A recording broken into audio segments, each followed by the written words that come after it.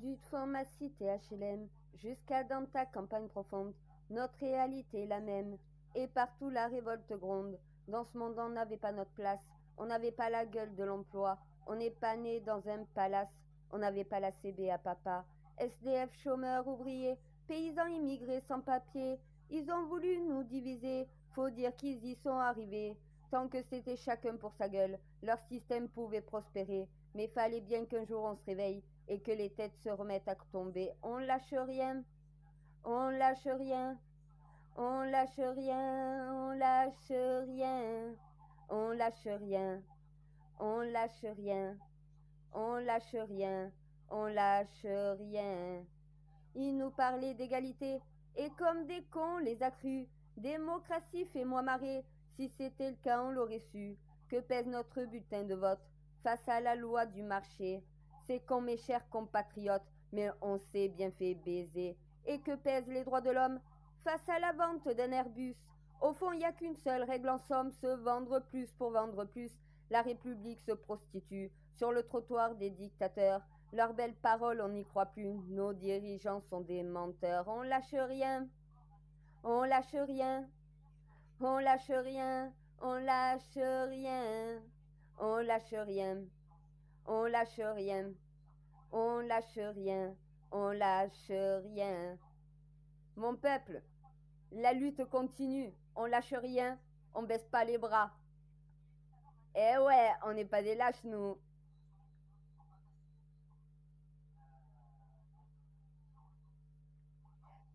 C'est tellement con, tellement banal, de parler de paix, de fraternité, quand des SDF crèvent sur la dalle et qu'on mène la chasse aux sans-papiers, qu'on jette des miettes aux prolétaires, juste histoire de les calmer, qui s'en prennent pas aux patrons millionnaires, trop précieux pour notre société.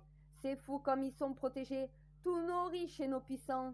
Y a pas à dire, ça peut aider d'être l'ami du président Macron. Chers camarades, chers électeurs, chers citoyens consommateurs, le réveil a sonné, il est l'heure de remettre à zéro les compteurs. Tant qu'il y a de la lutte, il y a de l'espoir. Tant qu'il y a de la vie, il y a du combat. Tant qu'on se bat, c'est qu'on est debout. Tant qu'on est debout, on ne lâchera pas. La rage de vaincre coule comme dans veine. Mais non, tu sais pourquoi on se bat. Notre idéal, bien plus qu'un rêve. Un autre monde, on n'a pas le choix. On lâche rien. On lâche rien. On lâche rien. On lâche rien. On lâche rien. On lâche rien. On lâche rien, on lâche rien. Est-ce qu'on lâche nous? Non, on lâche pas, on lâche rien nous. Macron, c'est pas terminé, c'est pas fini. T'as compris le message? On lâche rien.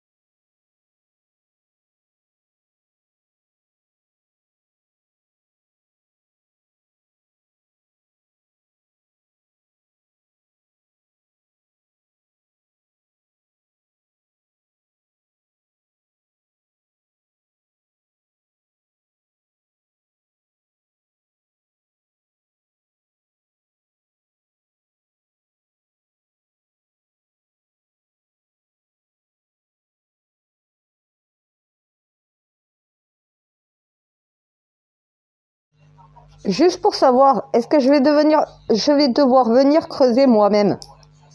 Ma sœur, on vient de refaire des recherches et tout le reste. Putain, t'as raison, il y a bien quelque chose sous le sphinx. Mais on ne peut pas y accéder. Ben si, des poutres de soutènement. À quoi ça sert? Comment on a fait pour réhabiliter tous les temples, pour réhabiliter des églises? Oh, s'il vous plaît, à un moment donné, on a la technologie pour le faire. Vous pouvez aussi, pour éviter un effondrement, mettre un tube. Un tube. Et au moins, tu passes dans le tube. Si ça s'effondre, le tube, s'il est assez solide, tu restes pas piégé dedans, puisque tu es dans un tube. Et vous avez du Kevlar qui permet au final d'avoir une solidité hors norme. Vous faites un conduit en Kevlar que vous allez insérer et souder, donc voilà, pour pouvoir passer tout le tunnel. Vous refaites un tunnel sous le tunnel. Et c'est pas con, hein. Au bout d'un moment, il faut réfléchir avec son cerveau. Et ouais, mon Codex, avec son cerveau, tu vois, je me suis pas servi de toi pour une fois. À force, j'ai l'habitude, oui, je confirme. Donc du coup, oui, il y a des chambres sous le Sphinx. Et il y a des secrets qui ont à être trouvés dedans. Vous n'y êtes jamais allé, personne n'y a jamais allé. Pourquoi? Je vais vous expliquer maintenant l'histoire du Sphinx. Le Sphinx et la pyramide de Khéops sont toutes les deux faites à la même époque. Sauf que la Nouvelle-Égypte a réhabilité les constructions pour recréer un empire à partir de quelque chose déjà construit. Voilà pourquoi, oui, c'est bien pendant le déluge de l'Exode de Moïse. Donc voilà, mais c'est pas la véritable histoire. Ça, c'est une histoire imaginaire qu'on a racontée à partir d'une histoire réelle. C'est l'imagination de l'humain qui a créé, donc voilà, un récit différent. C'est le téléphone arabe. Et le problème du téléphone arabe, c'est si tout le monde répète pas le véritable message, au bout d'un moment, le message n'est pas le même que celui à l'origine. Voilà. Moi, je vous ai raconté l'histoire du véritable déluge et les espèces qui s'y trouvaient à cette époque-là. La première ère de l'humanité, il y a de ça 7 fois 3600 ans. Vous avez la date exacte. Vous n'avez même pas besoin de calculer. Vous savez qu'à partir de cette date, l'humanité est née. Il y a de ça 7 fois 3600 ans de notre ère. Donc, laissez tomber l'an 0 de Jésus-Christ. L'humanité est née avant Jésus, hein. Faut rappeler, hein. Ils ont modifié le calendrier, ils ont tout modifié pour faire coller à leur date. Ils ont créé une histoire imaginaire à partir de récits réels. Ça s'est déformé avec le temps, jusqu'à arriver à une histoire surnaturelle, donc voilà, sortie de l'imagination. Non, non, deux espèces cohabitaient. Il y a eu bien une division entre ces deux espèces, l'espèce ancienne, l'espèce nouvelle. L'espèce d'avant-création par un alien, l'espèce d'après-création une fois qu'on est devenu l'être humain. À cette époque-là, il y avait déjà la pyramide de Babel. Il y avait déjà l'Atlantide. L'histoire du marquage sur les portes, c'est tout simplement ceux qui ont reçu la sainte parole, comme quoi il fallait fuir. Les humains, les singes n'ont rien reçu, ils se sont retrouvés engloutis. Ne faites pas coller ça à la Nouvelle-Égypte. C'est pas Moïse. Le pharaon de cette époque-là n'était pas Toutankhamon. Cette époque-là est une époque plus nouvelle. Mais on racontait le récit de cette époque ancienne comme une histoire aux enfants. Mais cette époque a existé. Mais bien avant l'Égypte de Khéops, l'Égypte des pharaons. C'était l'Égypte des Atlantes, l'histoire qui vous est racontée. Moïse n'est qu'un nom qui veut dire sauver des eaux. Pourquoi? Parce que tout simplement, le Saint Graal qui a reçu le message est venu vous alerter de la catastrophe et qu'on a tous reçu le message et qu'on s'est mis en sécurité dans le temple. Quand la mer est montée, on a jeté nos embarcations et on est parti. On a migré chacun de notre côté.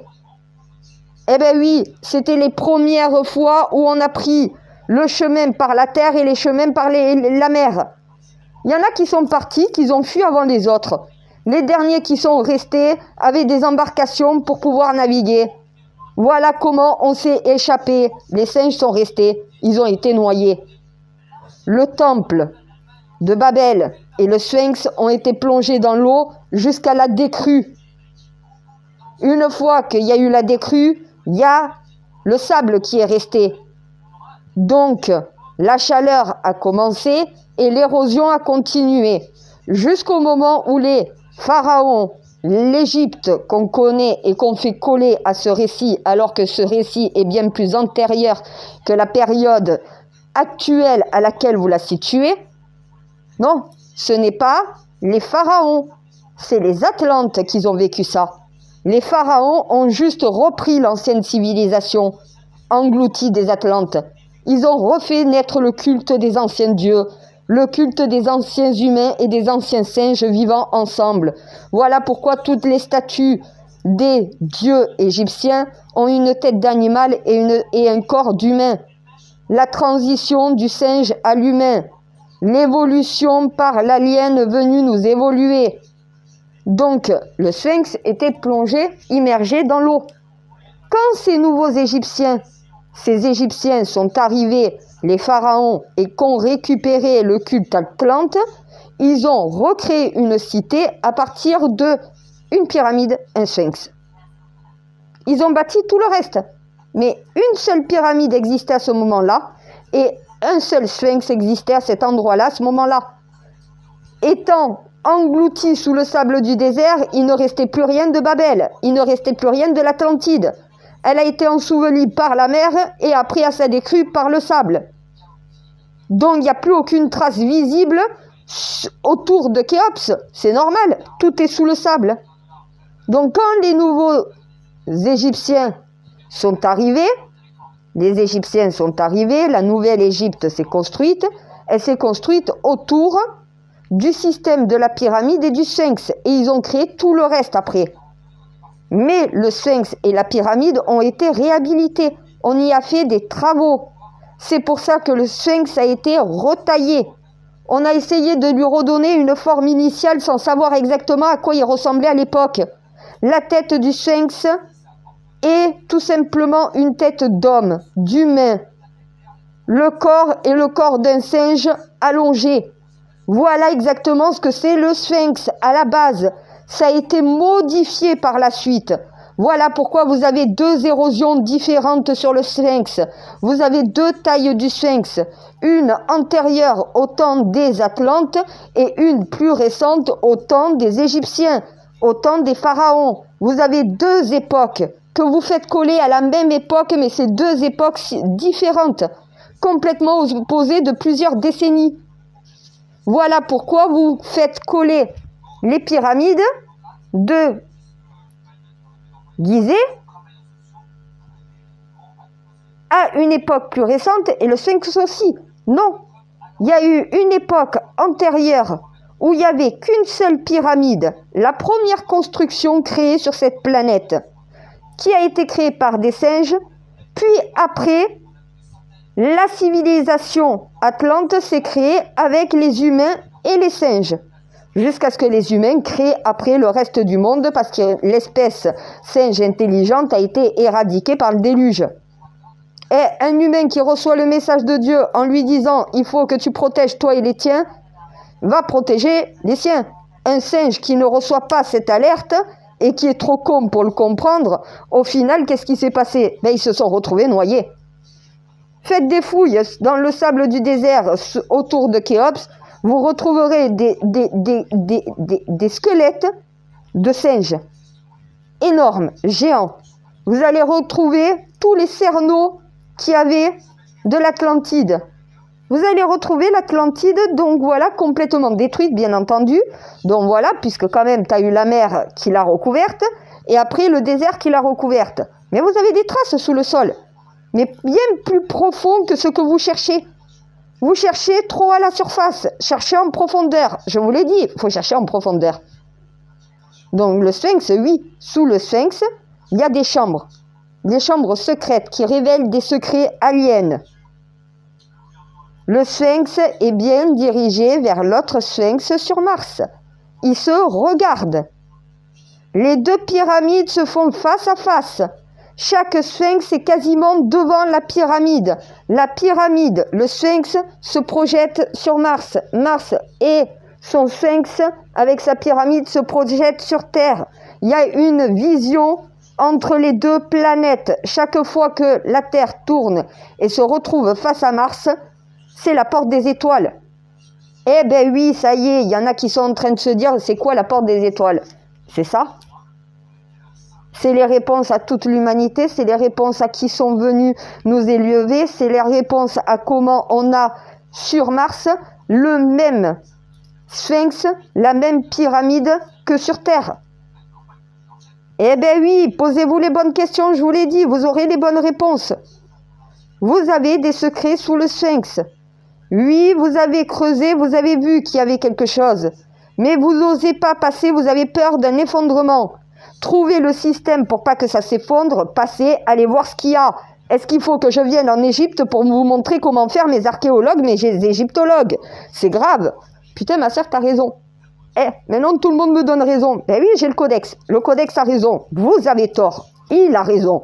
À un moment donné, le codex, c'est la mémoire de Dieu aussi. Va falloir comprendre ce que ça veut dire au bout d'un moment.